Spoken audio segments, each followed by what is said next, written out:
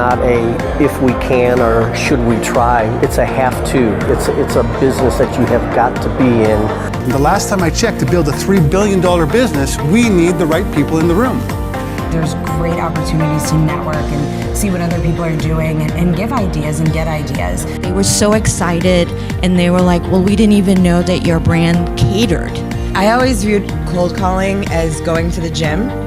I don't really like going to the gym, but when I'm on the treadmill, I feel great about it. This event has helped to demystify catering as a whole. It's been very, very positive. Catering is like this for the restaurant industry. Everybody's thinking too hard about it. We just have to look after our customers. You know, they've sort of got that checklist of what's important to them. Can you meet my budget? Can you deliver? Can you do house accounts? Can you store my orders? So we had a business that was generating $1 million in cash flow in one restaurant. Who here wants to learn something new today? You'll take this information and be able to show why your company is of value and you're not gonna, fall into that price trap that we talked about earlier. This is a big business.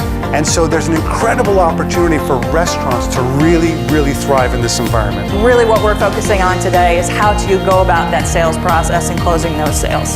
So much of it is about simple awareness. It's crazy.